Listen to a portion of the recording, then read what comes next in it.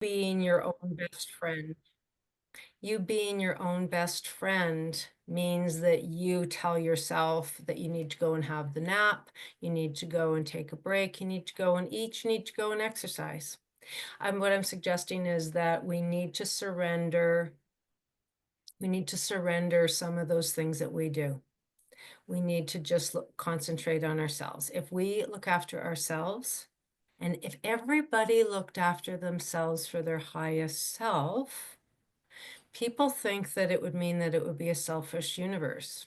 But if we all looked after ourselves, we would be full and overflowing, and that interconnection of those waters, that energy would interplay, and more would be done. You know, it's like leaning in. That's what I mean about surrender. You lean in to the challenge, you lean in to yourself, and the other stuff will just go. It's hard for me to energetically explain this. Does anybody, does this resonate with anyone? That by leaning in, you're actually surrendering. You only lean into what you are responsible for. Everything else will fall away. The important stuff will stay. Natasha's smiling. I've got some chat. What's the chat? Yeah. Yeah, so leaning into surrender by leaning into whatever it is that you've established as your priority. Another thing that Mel said at the beginning of the year, Mel Robbins, was that she's going to do less this year. And that caught my eye because I've been contemplating the same. I'm going to say no to more things because my yes list is going to be shorter, and it's only going to be a few things, like pick 2, pick 3, and those are the things that you're going to work on. And by making those priorities, it means that everything else becomes a no. It means that everything else is let them. It means that you have this time for you. It's, you know, in theory, it's easy. In practice, it's challenging. But if you start with, where do I want to be at the way out there? And this kind of ties into your why in the how do you find work-life balance? Where do you want to be when it's way out there? And then what does that look like in the first year, like moving backwards to where you are now? And when you get backwards to where you are now, you say, what is the first thing that I need to do?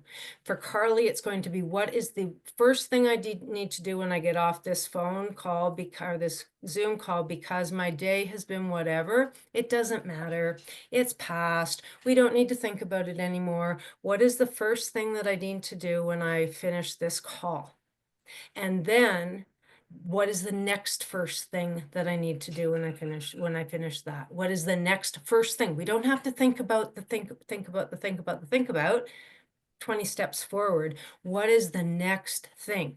And if we only focus on the next thing, other things are just going to fall into place or fall away, because if they're not important, they will fall away. Anyone have any comments on that? Kim? I love it. So Just saying. I resonate with everything that you're saying right there. Thanks, Denise. Kim? So I've been listening to Bobby's podcast, by the way. They're wonderful. And she had a guest on that talked about just one thing at a time, right? Like, I think we get really overwhelmed with everything we have to do. Like, there's this really big picture, right? And then we get overwhelmed and do nothing. That's a classic for me, for sure. So again, pick one thing. And if that means returning 5 emails, then that's the one thing. Like, we can overwhelm our senses and our nervous system and everything with all the stuff we have to do. And then I become really anxious and really and then I do nothing because I can't, because I can't even see what I have to do. So I make the big list, and then I prioritize the big list. I have lots of whiteboards. And then, number them that today, number 1 and 2. And if I happen to get to 3 and 4, even better. But it's do one thing at a time and just start. It's just Just start. start. Say Yeah, 5, 4, 3, 2, 1, and do it. that's another Melism. It That's right. is.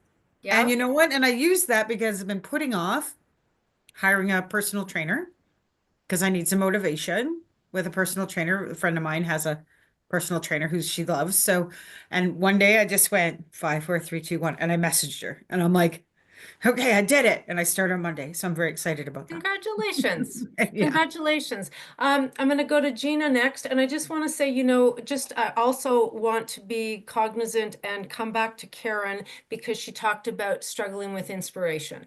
So we're going to go Gina, Denise, and then we're going to talk about inspiration in our final 10 minutes. Okay, Gina.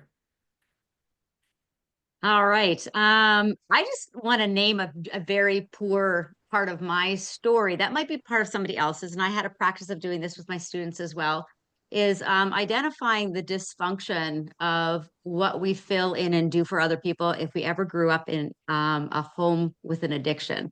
My mom was an alcoholic, and I spent my days planning ahead for every catastrophe that might happen. And I can't seem to undo that, and then I disable other people because I'm trying to make it good for them. Because I'm like, oh, I see this might go bad, this might go sideways. And I can see, and I see myself actually, and there's no problem at Firecircle, but I'm looking 10 months ahead, going like, this is what I see. If I can take care of it today, I'm going to do that today. Does that just overwhelm today? And when I move my management technique into other people's spaces, then I've created a bit of a disaster that I wasn't invited into, because I'm fixing things that actually are not broken to other people. But they're broken to me because I am a worrier, and I'm an organizer. I'm a take care of things. So I just started, little things like closing a door. That's not my office. I'm not going in there. I'm not straightening it out. This is not my garage. That's your tool shed. You figure it out. And if as long as I can find my tools, I'm good. But otherwise, it's your space, right? And you can apply that to a whole bunch of other things. But like today, I was supposed to go to my mom's, and I'm relating to a few people with sick moms, right? She's 3 hours away in Chatham. And I just have to say, it is sleet out there. There are so many disasters out there on the road. I don't need to be a part of that. So I can just say, I can't be there and I can't do that, or I can't help. And I'm really grateful for the weather. But the old me would have slogged right through that and just said, I'm going to go there anyway. So a wise man in my day, that was a turning point. My mom's addiction and my behavior with it was, he said to me, your no is someone else's yes. And that has been a real gift for me too, because I think I don't have to be the only one doing everything. Somebody else can, but they can't if I don't say no. Yeah. Yeah. That's brilliant. That was a wise man. Your no is someone else's yes. Your garbage is someone else's treasure. Your no is someone else's yes. Like giving the opportunity. And when you have the gift of being able to, with foresight, which develops very often in those kinds of dysfunctional families when you're a caretaker at a young age, even if it's learning to caretake yourself to be safe, and you get really highly sensitive to reading the energy in the room, the ability to let someone else make a mistake so that they get the opportunity to learn. And even if it's not a mistake, the ability for someone else to have the experience. And that's really insightful, Gina. Thank you for sharing that, because you are a powerhouse in Firecircle, and you bring great organizational capacity, and that's you might be perceived as this superwoman, which you are, but by sharing today, you're also showing that you're vulnerable, and I think we all appreciate that. Thank you. Kim, sorry, Denise. Very briefly, I resonate with Kim fully. and I resonate with you, Gina. I grew up with a very violent dad, so it was always trying to be safe, and that stays with you. I've been through a lot of therapy, but it still goes with you. But Karen, just a couple points that I wanted to, which has helped me. Have you read The Gap and the Gain? If you haven't, I highly recommend that book, because what it taught me is I'm a list maker and I've got 30 items on my list. And if I don't get all of those done, I'm beating myself up and telling myself what a horrible person I am and that I'm incompetent. So that voice just starts nagging at you. So what that taught me is every day I do 3 intentions and 3 gratitudes. So I'm only allowed to put 3 things on the list. That's it. And if you don't get them all done, that's okay. If you get one done, that's one win. One win is huge. So instead of like, I'm just saying, for me, what worked is to bring it into a small, scalable list that you can work with and not set yourself up for disappointment and disaster. Yeah, The Gap and the Gain is a great book. Inspiration.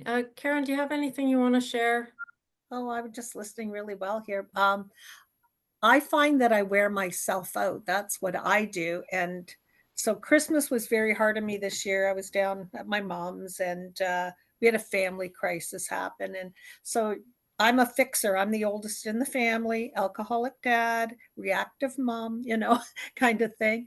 And when Gina was talking, I was like, oh my God, this resonates. But I came home, and the first 2 weeks of January, I could hardly get off the couch because I'm tired and I'm just worn out. Then I start slowly waking up, sort of started. And now this week I'm in full mode. Like I have a show on the 15th, 16th, 17th. So I'm getting ready for it. And I thought, oh, I've got all this time, but I could not produce because I just didn't have anything in me. And now all of a sudden I've kind of woken up because I have said no. I have not gone down to Penetang I went Friday for a birthday party and I came right back. I thought, I'm coming home. I'm taking care of what I have to do there for me. And I'm home. I'm by myself. I'm pretty well not in the middle of nowhere, but it's quiet here where I live. And just sit and drink my coffee and I make my product. And I've been in I don't know, I'm taking care of me so I can get back at what I'm doing and like it again. Because it was getting that I didn't even want to do anything. Like I couldn't even look at it. I thought, I don't want to do this anymore. That's how I've been. And in the last few days, I can feel my inspiration coming back, but I have to keep it there. That's my problem. I'll go back home and start taking over, and doing. I can't do that anymore. I just gotta say no. Yeah. Yeah. And let them. I'm going to read books. I've been watching Mel and watching her stuff. I haven't read Gap in the Game. I'm going to go get the book. I'm going to order the book and I'm going to let them and I'm going to read them. Perfect. That's Those are great actionable steps, as we would say in the business world. Yes. And in the personal care, our bodies tell us when we need to take the rest. Oh. And the bodies will tell us and tell us and tell us and tell us until we hit the couch because we are so deficient in sleep or iron or B12 or whatever. I think it was just mental, to be honest with you. Mental exhaustion. Everything but mental. Yeah. And when you find yourself disliking your point of passion so intensely, that is a huge cue. Yeah. And the unplugging, if you're able to, is very helpful. And giving yourself permission to have the rest. Us fixers, doers, creators, that's the first step. Giving yourself permission to take the risk, the whatever. Giving yourself permission. And then, you know what, Karen, you know what's going to work for you. You know that you embracing the let them means that you can let you. Right. Thank you. So where are we? So we've got 5 minutes and we're going to close the circle. Does anyone want to give a takeaway or an acknowledgement or anything in the last 5 minutes before we shut down for the day? Go ahead, Denise. Thank you all for sharing. I mean, I'm resonating with each one of your stories. It's helping me because it's a daily struggle. It's a daily struggle not to fix everything, not to care for everyone. It's a daily struggle, you know, when you're caretaking a parent, especially, right? That's the hardest. And these other expectations that are on you from your siblings and stuff. And so ever since I let go of my siblings, I have to tell you, I am happier. I'm sleeping better, and I have more time to focus on those tasks that mean my heart. Thank you. Anyone else? I've been spending a little bit of time after I read this book, in case anybody wants another read. Every time I make a decision, I'm going like, Gina, let's review that. Like, why was that the way you were thinking? Like, just allow yourself to be critical of self, and not in a bad way, just to like, hello, Curious. let's just review this, going like, what was the start of that thinking pattern? And if you observe somebody else's, going like, that's working for them on a particular subject or space or decision, whatever it is, but allowing myself to say, without feeling embarrassed that I made a mistake before, like, and there's that letting go, right? Because change, allowing yourself to change, might make other people going like, what? What's wrong with you? Where's Gina, the old, you know? Gina, you didn't make a mistake. You learned something.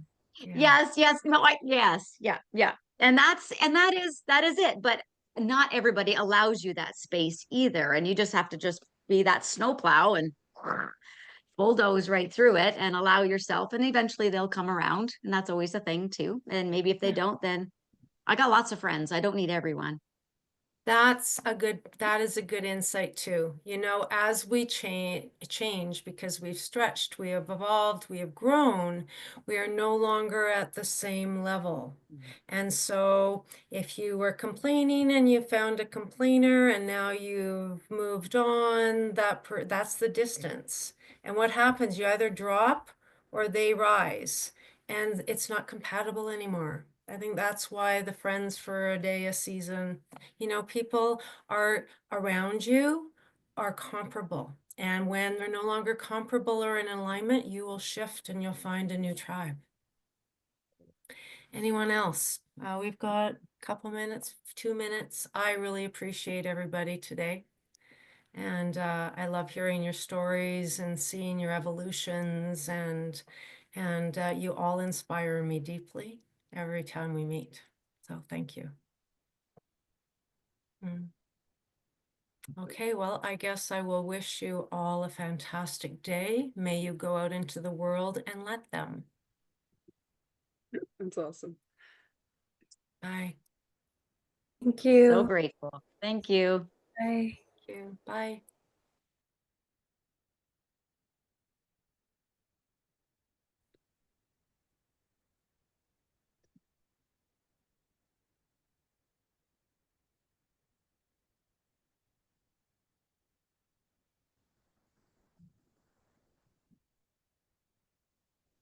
I just had a quick question. Okay, Grace. I'm trying to figure out everyone's name, but which was the lady who had the cabins in the off-grid? Okay, that's Kim Yeaman. Kim? Okay. And you'll probably find her in the database. I'm pretty sure she would have put her information. You'll get that. I think if you go back to your Monday email, you would, in that Monday email, it has a link to the database. I'm fairly certain that